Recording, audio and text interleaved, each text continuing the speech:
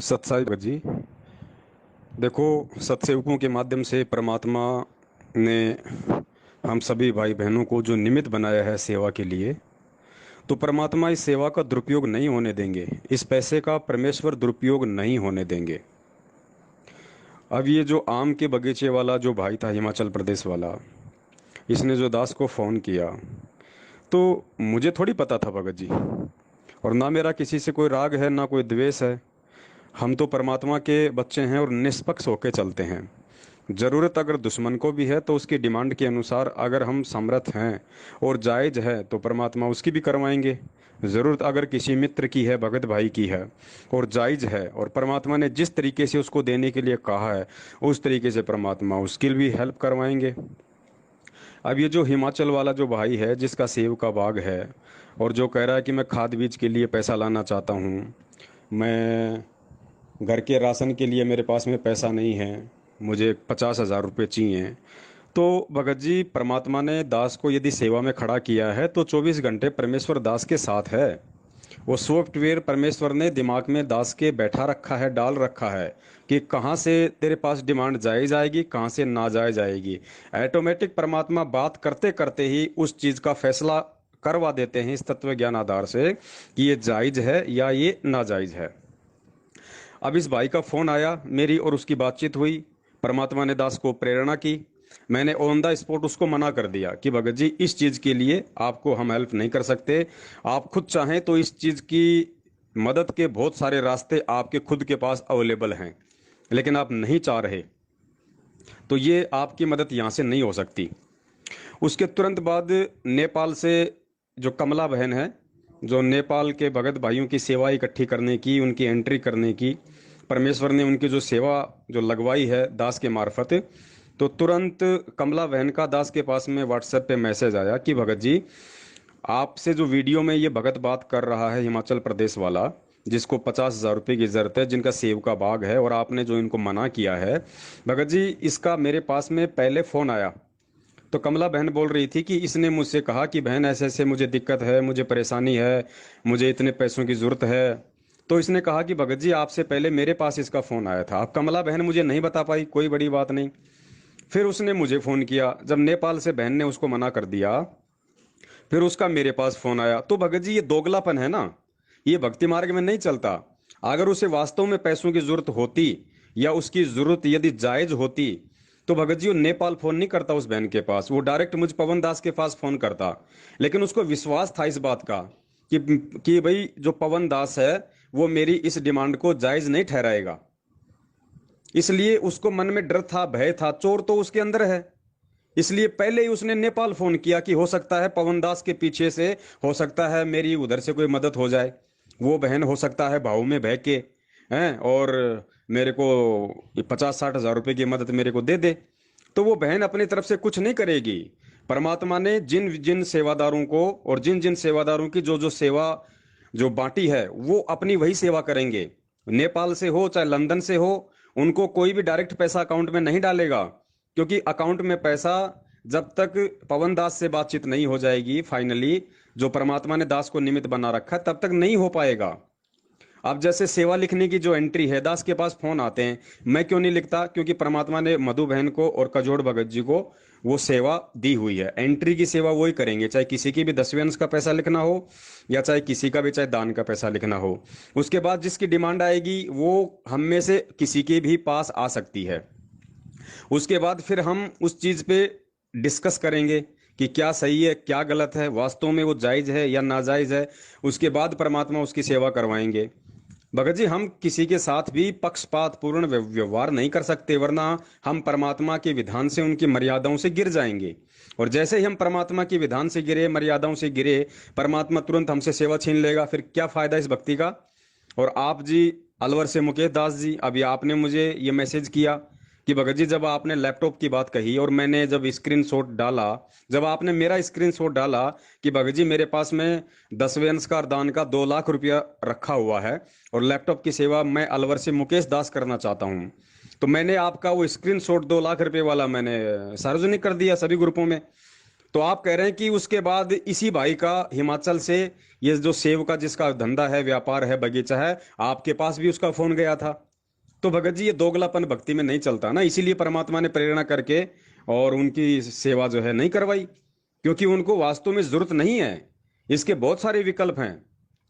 आप कह रहे हो कि मेरे पास में 10 बीघा जमीन है 50 लाख रुपए की, और मेरे जो पिताजी हैं वो किसी कारण से भगोड़े बन के घूम रहे हैं, यानी वो कोर्ट में पेश नहीं हो पाई तो वो छुपते हुए फिर रहे हैं। अब बताइए भगत जी, भगत होके वो 50 लाख रुपए की जमीन को क्या सिर पे रखोगे, क्या उसको चाटोगे? जो जमीन तुम्हें सुख से भक्ति नहीं करने दे रही है, सुख से तुम खाना नहीं खा रहे, सुख से तुम रह नहीं रहे यहाँ पे, क्या सिर में मारोगे उस जमीन का? उसमें से 3 बीघा जमीन तुम कहते हो हमारे ऊपर जो है 15 लाख रुपए का कर्जा है, तो 3 बीघा जमीन निकाल दो ना, 7 बीघा जमीन बचेगी ना। आराम से अपना रोजी रोटी खाओ, अपना कमाओ, शांति से भक्ति करो, लोगों का अपना कर्जा चुकती करो। मांगते हुए क्यों फिर रहे हो भाई इस तरीके से? ये गलत है। जहां जायज होगा वहीं परमात्मा सेवा करवाएंगे। दूसरा, इतने बड़े बगीचे का जो मालिक होता है वो भगत जी कोई खुद सेब संतरे की फसल करके मार्केट में सिर पे टोकरी रख के बेचने नहीं जाता। बड़े बड़े जो व्यापारी होते हैं, जो आड़ती होते हैं, वो पहले ही मोल भाव कर लेते हैं, पहले ही पूरा सौदा उनका तय हो जाता है कि अब की बार जो सेब की फसल है वो आपसे मैं खरीदूंगा। और वो जो एग्रीमेंट होता है, उस एग्रीमेंट से पहले मुझे अच्छे से पता है भगत जी, उस एग्रीमेंट से पहले वो व्यापारी कुछ प्रतिशत उनको एडवांस में पैसा भी देता है, खाद के लिए, बीज के लिए, जो है मतलब और भी छोटी मोटी जो जरूरत होती है उस बागवानी में। कम से कम मान लीजिए अगर 10 लाख का एग्रीमेंट हुआ है तो 2-3 लाख रुपया उनको एडवांस मिलता है। तो ये कहाँ मूर्ख बना रहे हैं भगत जी? ये किसको मूर्ख बना रहे हैं? आप दुनिया को मूर्ख बना सकते हो भगत जी, लेकिन हम सत्सेवक हैं, हम परमेश्वर के बच्चे हैं, आप हमें मूर्ख नहीं बना सकते। आपकी जायज अगर कोई डिमांड होती, आप हमें बोलते, हम आपको जो है परमात्मा के निमित्त बन के, अगर हम जरूर हम उसको पूरा करते, ऐसी कोई बात नहीं है। अब बताइए, 10 बीघा जमीन का मालिक, बाग का मालिक, और बताइए कह रहा है कि घर में राशन नहीं है। ऐसा नहीं हो सकता भगत जी, ऐसा भक्ति मार्ग में नहीं चलता। देखो ये तो हमें भी पता था इन सब बातों का, कि जैसे ही परमात्मा ये सेवा शुरू करवाएंगे तो ये बहुत सारे लोग जो है मतलब गलत इरादे से भी हमें फोन करेंगे, गलत इरादे से भी जो है वो चाहेंगे कि पैसा हमारे हाथ में आ जाए। तो भाई ऐसा परमात्मा नहीं होने देगा। परमात्मा ने घाट घाट का पानी पिला के इस भक्ति मार्ग का फिर हमारे को सेवा दी है, तो ये गलती नहीं होगी, क्योंकि ये पैसा उन आत्माओं का है जो आत्माएं नेक नीति और ईमानदारी से अपना काम धंधा करती हैं, मेहनत करती हैं, धूप में खड़े होकर जो पसीना निकालते हैं, ये उनकी मेहनत का दसवंश का पैसा, ये बर्बाद नहीं हो सकता, ये बिल्कुल जायज जगह पे जाएगा। फिर बहुत सारे भक्तों की शिकायत है कि आप उनको, जैसे अभी एक कोई फेसबुक पे है कोई मन चला, कोई सतलोक आश्रम मैनेजमेंट हरियाणा का शागिर्द, अभी जैसे कल परमात्मा ने अपने सत्सेवक बच्चों को निमित्त बना के, जोधपुर से एक भाई है जो किराए के मकान में था, 2-3 महीने से किराए नहीं दे पा रहा था, उसके घर में राशन तक नहीं, बाप उसका बीमार है। तो ऐसी स्थिति में होती है मदद, ऑटोमेटिक परमात्मा प्रेरणा कर देता है। तो कल तुरंत जैसे उसने फोन किया, 1 घंटे के अंदर अंदर 12,000 रुपये उसके खाते में परमात्मा ने डलवा दिए।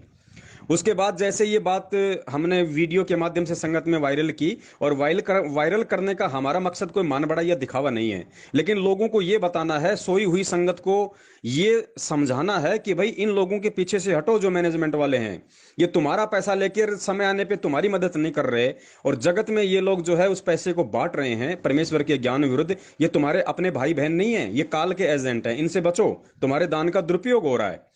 तो फेसबुक पे उस भाई ने कहा कि गुरुजी ने तो मना किया है किसी भी अनजान व्यक्ति की मदद करने के लिए, आपने उस जोधपुर वाले भगत को कैसे पैसे दे दिया? अब उस महामूर्ख को ये कोई समझाए।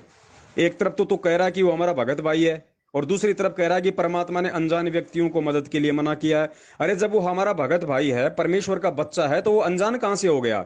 अगर मैं उसको नहीं जानता, परमेश्वर के तो लाखों की संख्या में बेटे और बेटियां हैं, जरूरी थोड़ी कि पवनदास सभी को जानता है, लेकिन उनमें से अगर किसी ने जरूरत पड़ने पे दास को फोन किया तो क्या वो अनजान हो जाएगा? और फिर कह रहा है कि आप उसको पैसा क्यों दे रहे हो, पैसे का दुरुपयोग कर देगा। भैया गुरुजी ने फ्री में पैसा देने से मना किया है, उधार देने के लिए मना नहीं किया। उधार तो आप अपने रिश्तेदारों को भी देते हो, और रिश्तेदार यदि कल उसका दुरुपयोग करेगा तो वो दोष फिर आपके ऊपर नहीं है, क्योंकि आपने उधार दिया है, वो पैसा आपको वापस लौटाएगा। आपने उसकी वर्तमान जरूरत को समझते हुए, उसकी स्थिति को देखते हुए आपने उसकी मदद की है। अगर कल को उसके मन में यदि कोई ऐसी कोई कुप्रेरणा हो गई और उसने यदि उस पैसे का दुरुपयोग भी कर दिया, तो वो दोष आपको नहीं है, क्योंकि आपने उसको उधार दिया है कुछ समय के लिए, आपने फ्री में नहीं दिया उसको। तो जो भी पैसा दिया जा रहा है, जिसको भी दिया जा रहा है भगत जी, वो उधार में दिया जा रहा है। 10वें अंश का जो पैसा है वो, और जो दान का पैसा है वो, हम लोग जो भी डिमांड आएगी भगत समाज की जायज, हम उसको उधार के तौर पे देंगे। हम उसको फ्री में नहीं दे रहे, हम उसको उधार के तौर पे देंगे।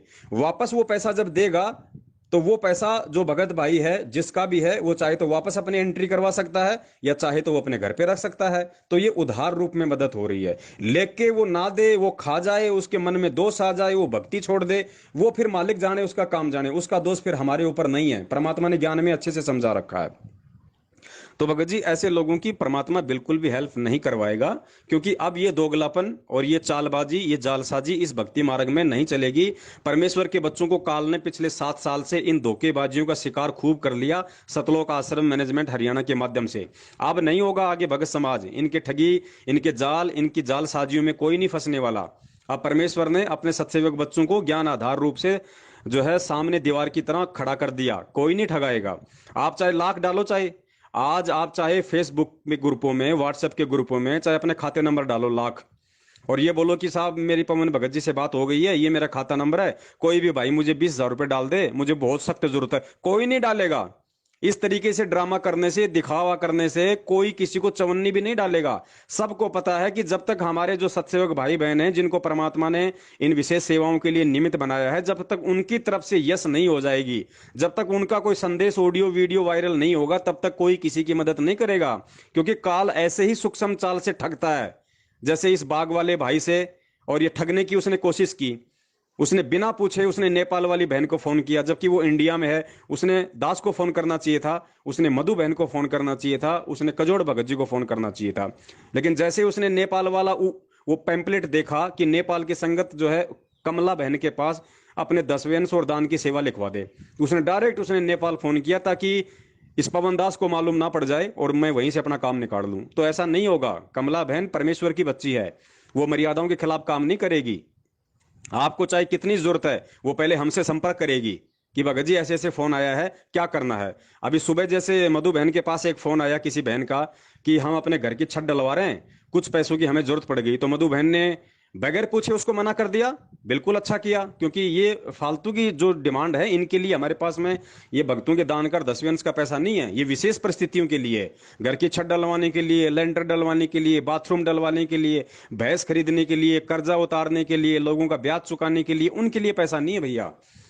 जिस चीज की जरूरत होगी और सामने वालों जो भी डिमांड करेगा, अगर हकीकत होगी तो परमात्मा ऑटोमेटिक प्रेरणा कर देगा, और उसी की मदद फिर हम आपस में बातचीत करके हम उसकी मदद करेंगे गुरुदेव के आशीर्वाद से। और बाकी कोई नौटंकी करेगा, बाकी कोई जालसाजी करेगा, कोई चालबाजी करेगा, तो अब उसकी वो जालसाजी, वो चालबाजियां सत्सेवकों के आगे नहीं चलने वाली हैं, क्योंकि परमेश्वर ने सत्सेवकों को ज्ञान आधार से मजबूत करके संगत में खड़ा किया है। और परमेश्वर की एक वाणी है कि वो काफिर जो अंतरकाती, वो काफिर जो देवल जाति। फिर परमेश्वर ने समझाया कि वो व्यक्ति ढेढ़ है, वो व्यक्ति काफिर है जो अपने मन में छल कपट और दोष रख के सामने वाले से कोई डिमांड करता है, सामने वाले से कोई व्यवहार करता है। इसका एग्जाम्पल दिया परमात्मा ने कि एक राजा था, वो रोज सुबह सुबह सैर करने के लिए जाया करता था। जब वापस आता था तो साथ में एक लकड़ मर्चेंट था, एक कोई लकड़ी का व्यापारी था। तो उसको देख के राजा ये सोचता था कि भाई मैं इसके फांसी लगवा दूं, इसके फांसी तुड़वा दूं। जबकि राजा ये भी सोचता था कि मैं इसको जानता तक नहीं, इसने क्या सही किया क्या गलत किया ये भी मुझे नहीं पता, फिर भी मेरे मन में इसके प्रति ऐसे विचार क्यों आ रहे हैं। तो राजा ने ये बात अपने मंत्री को बताई। तो गुरुजी ने बताया कि मंत्री समझदार था। मंत्री ने किसी साधु संत से बातचीत की, तो साधु ने कहा कि उस लकड़ी मर्चेंट के मन में राजा के प्रति दोष है कि ये राजा जो है वो मर जाए, क्योंकि उस लकड़ी मर्चेंट के ऊपर काफी कुछ कर्जा हो गया था। और उसको पता था कि राजा जब मरता है तो बड़े बड़े लोग अपने नंबर बनाने के लिए चंदन की लकड़ियां ले लेके जाते हैं उसको जलाने के लिए। तो मेरी चंदन की लकड़ी बहुत ज्यादा बिकेगी, मेरा सारा कर्जा उतर जाएगा, तो राजा मर जाए। दोनों वहां गए, मंत्री और साधु, और उससे पूछा कि भाई राजा ऐसे ऐसे बोल रहा है कि मेरे मन में ऐसी आती है, मैं इसको फांसी तोड़वा दूं, बता तू तेरे मन में क्या दोष है। बोले हकीकत बताऊं। बोले हकीकत बता देना वरना बात बिगड़ ली है, ध्यान रखना। तो उसने कहा जी मेरे मन में ऐसा दोष आता है कि राजा मर जाए, क्योंकि मेरे ऊपर बहुत ज्यादा कर्जा हो रहा है, और राजा को चंदन की लकड़ी से जलाया जाता है। नगर के सेठ व्यापारी नंबर बनाने के लिए मेरे यहाँ से चंदन की लकड़ियां लेके जाएंगे, मेरा सारा टोटा दूर हो जाएगा। तो मंत्री ने कहा कि नालायक, आज के बाद अपनी सोच को चेंज कर लेना, नहीं तो देख लेना बात बिगड़ गई है। बोला जी ठीक है। तो उसके बाद उस व्यापारी के मन में ये आ गया कि भाई ऐसा राजा तो बार बार नहीं मिलता, ये तो बहुत अच्छा, ये तो राजा है, ऐसा राजा क्या बार बार मिलता है। और उधर से मंत्री ने राजा को कहा कि महाराज आप आज जाइए वापस सैर करने, और फिर आप हमें बताइए आज आपके मन में क्या विचार आते हैं। राजा घूमने गया, वापस उधर से निकला तो उसके मन में लकड़ मर्चेंट को देख के आया कि यार ये तो बहुत अच्छा नागरिक है, मैं तो वैसे ही इसके प्रति अपने मन में फालतू का दोष और विचार रखे हुआ था, ऐसे नागरिक के हमें बार बार थोड़ी मिलते हैं। तो वापस आया तो उसने बताया कि आज मेरे मन में उसके प्रति कुछ भी नहीं आया। तो पुण्यात्माओं, इस कहानी से हमें गुरुदेव यही समझाना चाहते हैं कि यदि हम भगत हैं और मर्यादित भक्ति कर रहे हैं, तो परमेश्वर ने कहा कि सामने वाले के अंदर जो विचार उत्पन्न होंगे, सामने वाले की जो भावना होंगी, वो ऑटोमेटिक परमात्मा तेरे अंदर भी प्रेरणा कर देगा कि सामने वाले के तेरे प्रति क्या विचार हैं। तो ठीक इसी प्रकार जो भी भगत भाई बहन संगत में से जो भगत होके भी जो छल कपट करके, ये फालतू की नौटंकी करके, एक्टिंग करके कि हम इस तरीके से 10 20 50 हजार रुपए हम सत्सेवकों से ठग सकते हैं, हम ले सकते हैं, तो परमात्मा बिल्कुल भी ऐसा नहीं होने देगा। ये नौटंकी, ये जालसाजी, ये षड्यंत्र, ये धोखाबाजी, ये पिछले 7 साल से काल प्रेरणा से सतलोक आश्रम मैनेजमेंट हरियाणा ने करके अरबों खरबों में संगत को लूट लिया, ठग लिया। अब ये दाव काल का आगे नहीं चलेगा, क्योंकि परमेश्वर ने अपने बच्चों की फौज, सत्सेवकों की फौज संगत में खड़ी कर दी है। अब उनकी ये जालसाजियां नहीं चलने वाली, उनकी नौटंकी यहां सब फैल हो जाएंगी, क्योंकि परमेश्वर उसी की मदद करवाएगा जो वास्तव में जरूरतमंद है, जिसकी डिमांड जायज है। अन्यथा भैंस लाने के लिए, भेड़ बकरियां लाने के लिए, कर्जा उतारने के लिए, जमीन खरीदने के लिए या अन्य किसी जरूरतों के लिए कोई किसी की जो है डिमांड पूरी नहीं होगी। तो भाई ध्यान रखें, अनावश्यक रूप से कोई भी भगत भाई बहन अपनी नाजायज जरूरतों को लेके हमारा समय और समय बर्बाद ना करे, और ना ऐसी अनावश्यक डिमांड करके वो खुद परमपिता परमेश्वर की नजरों में नीचे गिरे। और दूसरी बात, कोई भी भगत भाई बहन चाहे कोई भी हो, अगर व्हाट्सएप पे या फेसबुक पे अगर अपना खाता नंबर भेज रहा है और अपनी कोई ऑडियो डाल रहा है, अपना कोई वीडियो डाल रहा है कि भगत जी मुझे पैसों की जरूरत है, मेरे घर में ये दिक्कत है, मेरे घर का सदस्य हॉस्पिटल में है, मेरे घर पे ये समस्या है, कोई भी भगत भाई बहन यदि उसको पैसा डालेगा तो वो उसका जिम्मेदार वो खुद होगा। हम सत्सेवकों की इसमें कोई जिम्मेदारी नहीं होगी, क्योंकि हम सत्सेवकों के माध्यम से परमात्मा ने जो सिस्टम बनवा रखा है, हम सिस्टम के तहत ही चलते हैं, सिस्टम के तहत ही हम चलेंगे। और किसी को भी जरूरत होगी तो डायरेक्ट वो हमें फोन करेगा, चाहे मधु बहन हो, चाहे कजोड़ जी हो, चाहे नेपाल से, चाहे अपनी कमला बहन हो, या चाहे ये दास हो, सबसे पहले वो यहाँ फोन करेगा। और यहाँ अगर उसकी जरूरत होगी तो फिर हम सब आपस में डिस्कस करेंगे उसको जरूरत है या नहीं है, और है तो उसको कितने की जरूरत है, उसकी मदद करनी है या नहीं करनी है। उसके बाद फिर उस बात को लेके ऑडियो वीडियो वायरल होगी। और ऑडियो वीडियो वायरल करने का मकसद हमारा कोई दिखावा नहीं है या कोई मान बढ़ाई नहीं है। हमारा मकसद ये है कि जो भटकी हुई संगत है, जो गहरी नींद में सो रहे हैं बेचारे, सतलोक आश्रम मैनेजमेंट हरियाणा की भांग को पी के वो जागें और वो ये समझें कि वास्तव में परमात्मा का जो सही मार्ग वो कहां से शुरू हो रहा है। हमारे असली भाई बहन कौन हैं? ये सतलोक आश्रम मैनेजमेंट हरियाणा वाले तुम्ही से ज्योति पाठ और दान का पैसा ठग के आज दुनिया वालों को खिला रहे हैं, दुनिया वालों को आटा दाल चावल लॉकडाउन में बांट रहे हैं, जबकि गुरुदेव ने स्पष्ट मना किया है कि आपने आटा दाल चावल तो भिखारी को भी नहीं देना है, जबकि ये तो लोगों को दे रहे हैं जा जाके। तो पुण्यात्माओं, आप ही का पैसा, और जब जरूरत पड़ रही है तो आपके काम नहीं आ रहा। अब आज जो डिमांड कर रहे हैं वो कौन डिमांड कर रहे हैं? संगत वाले कर रहे हैं ना, जगत वाला तो कोई डिमांड नहीं कर रहा। तो संगत वाले डिमांड कर रहे हैं, तो इन संगत वालों ने कितना पैसा दिया होगा नामदान केंद्रों पे, कितना ज्योति पाठ कराई होगी। वो जोधपुर वाला जो भाई था जिसका फोन आया था कल, जिसको परमात्मा ने 12,000 रुपए की उसके पास में सेवा भिजवाई है, उसने कल स्पष्ट कहा कि भगत जी आप लोगों से जुड़ने से पहले मैं इन लोगों के साथ में जुड़ा हुआ था, मैंने कितनी ज्योति करवा दी, कितने मैंने पाठ करवा दिए, और आज उसकी कोई मदद को तैयार नहीं। तो परमात्मा ने तुरंत उसके खाते में 12,000 रुपए कल 1 घंटे में डलवा दिए, अपने बच्चों को निमित्त बना के, क्योंकि उसकी जायज डिमांड थी। 2-3 महीने का उसके ऊपर मकान किराया चढ़ा हुआ था, बाप उसका बीमार है, घर में उसके राशन नहीं है, गाड़ी उसकी खराब थी जो वो ऑटो चलाता है, तो ऑटोमेटिक परमेश्वर ने प्रेरणा की कि भैया कोई बात नहीं, वो कहीं से भी जुड़ा हो, लेकिन है वो परमात्मा का बच्चा। तो तुरंत परमात्मा ने उसकी डिमांड उसकी पूरी करवाई। और बहुत सारे जो भगत हैं, जो मन चले हैं, नालायक हैं, जिनको इतनी बुद्धि है नहीं, वो कहते हैं भाई तुम लोग ये क्या कर रहे हो, गुरुजी ने तो अनजान की मदद करने के लिए मना किया है, तुम भक्तों की क्यों मदद कर रहे हो। अरे नालायक व्यक्ति, तू भगत भी कह रहा है, फिर तू उनको अनजान भी कह रहा है। अरे परमेश्वर के बच्चे तो लाखों की संख्या में, क्या हम सभी को जानते हैं? नहीं जानते ना। अगर किसी परमेश्वर के बच्चे का फोन आएगा तो क्या उसकी बातों से नहीं लगेगा कि ये भगत है या ये जगत वाला है? ऑटोमेटिक मालूम पड़ जाएगा कि ये भगत के शब्द हैं या ये किसी जगत वाले के शब्द हैं। और हम उनको पैसा कोई जो है फ्री में नहीं दे रहे। जो उस पैसे का वो दुरुपयोग करेगा तो भाई हमें कोई नुकसान हो जाएगा। हम उसकी एज ए उधार रूप में मदद कर रहे हैं। ये जो 10वें का पैसा है, दान का पैसा है, उधार का पैसा है, हम उसकी उधार रूप में मदद कर रहे हैं। वो टाइम देता है कि मैं 2 महीने में दे दूंगा, 6 महीने में दे दूंगा, कोई दिक्कत नहीं। और उधार पैसा लेने के बाद अगर कोई व्यक्ति उस पैसे का दुरुपयोग करता है तो परमेश्वर ने अपने संविधान में बता रखा है, वो दोष फिर देने वाले को नहीं है, उस पैसे का दुरुपयोग करने वाले को है।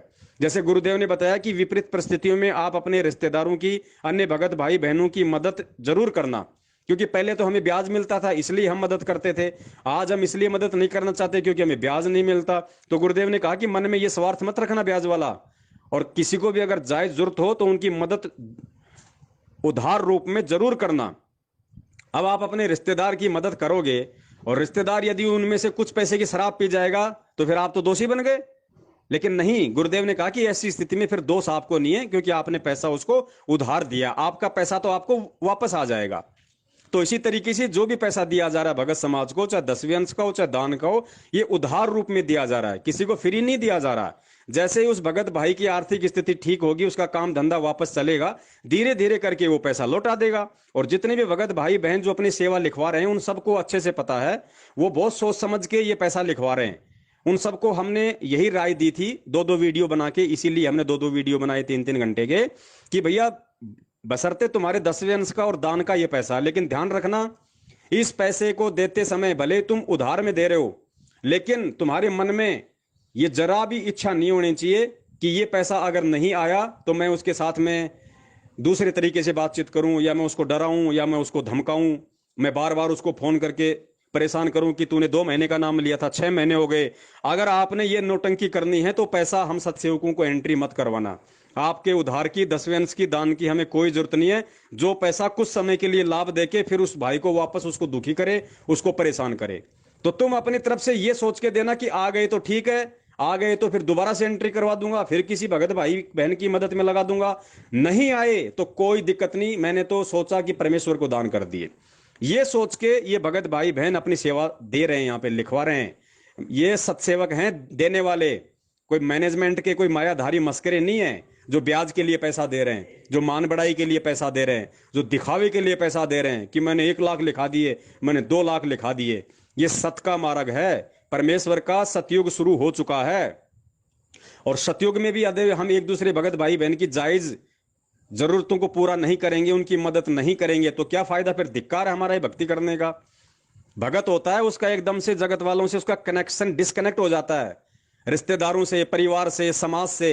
और विपरीत परिस्थिति में फिर कहां से वो मदद प्राप्त करेगा? अगर हम भगत भाई बहन भी उसकी मदद नहीं करेंगे तो दास की विनती है, जो भी करें बहुत सोच समझ के करें। और जो भी भगत भाई बहन डिमांड करें, वो घर की छत डलवाने के लिए, या बहुत बड़े जमीन के मालिक होने के बाद, या अपना खुद का जिनका मकान है, जिसकी प्रॉपर्टी है, उसके बाद भी अगर वो राशन के लिए पैसे मांग रहे हैं, तो भाई मैं तो एक तरीके से ये कहूंगा कि धिक्कार है फिर उनको। वो अपनी मर्यादाओं को सुधारें, गुरुदेव को दंडवत प्रणाम करें, जो भी उनसे जाने अनजाने में गलती हुई है उसके लिए समायाचना करें, दोबारा से अपनी भक्ति नए सिरे से शुरू करें, ताकि परमात्मा उसको बरकत दे।